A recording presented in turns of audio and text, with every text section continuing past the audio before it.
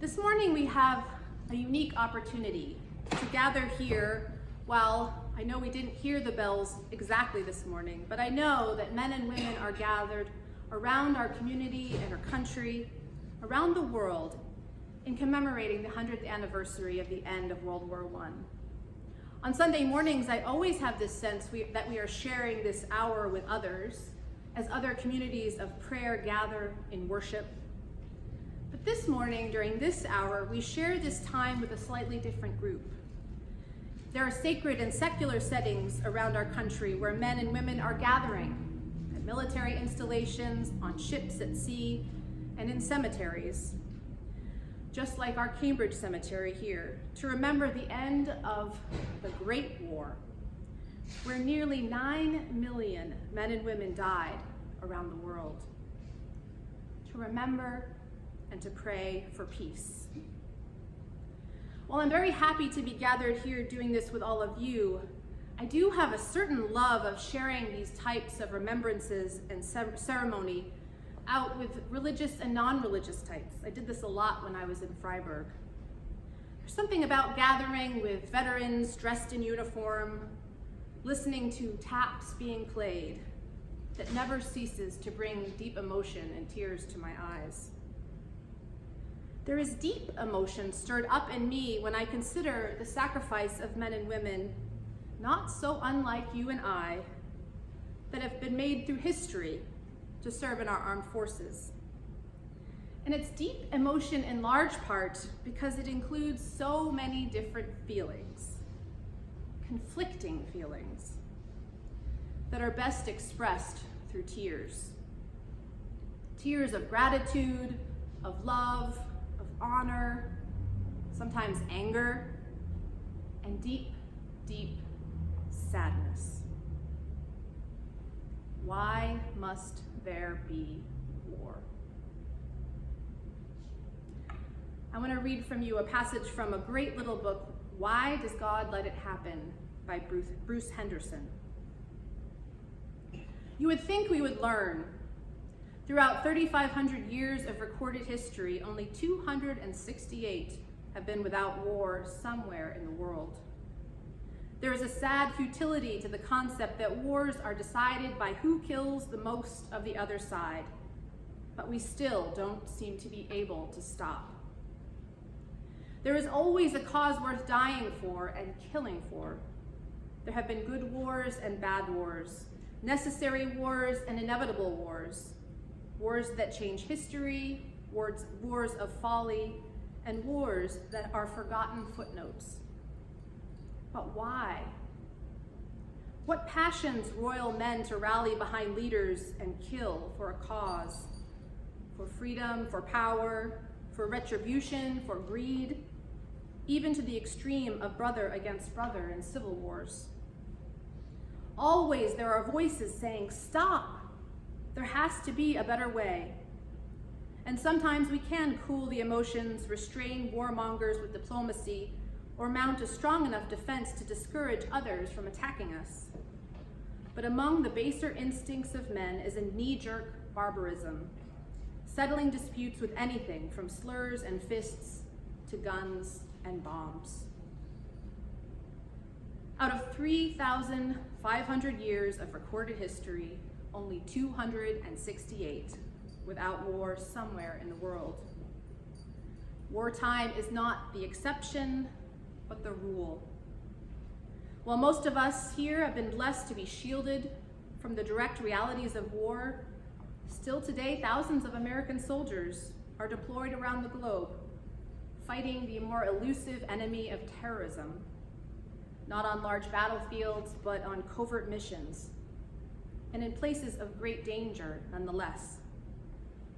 And where, oh where, oh where is God in it? I do find our Swedenborgian tradition particularly helpful as I wrestle with the depth of emotion that is stirred up in me as I honor the soldiers who have fought in war and at the same time pray for peace. Our tradition has the ability to hold great complexity, the ability to declare that the heavenly community that the Lord is seeking to bring into being right here and right now does not often manifest on a gentle cloud with delightful angel trumpet blasts or a procession of rainbows. That instead, as heaven breaks into the world, it exposes all of the ways that hell is present in our lives and in our communities. That heaven's light exposes ugliness, violence, prejudice, greed, and horrific cruelty.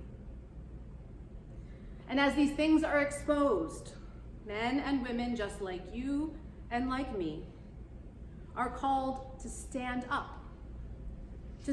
to the horrific realities of hell, the horrific manifestations of evil that come to be when people are in the grips of selfish love, thinking only of themselves, of their own communities, of their own comfort and pleasure, to the disregard of their fellow man, causing their fear and small thinking to create the us versus them mentality that begins all wars, all acts of violence. As heaven breaks into the world, it can even seem as if things are getting uglier, because that which had been hidden is now seen. And once evil is exposed, once we have seen, we cannot unsee it. And if we are to be participants in this new heavenly community that God is seeking to bring into the world, we are called to say no to it, to say not anymore. And sometimes words are not enough. But the answer of when and how and in what way, when the fight is worth fighting and when it is not, when to do your duty and when to resist, do not have simple answers. We are imperfect mediators. We do not always know for sure if we are on the side of heaven or not.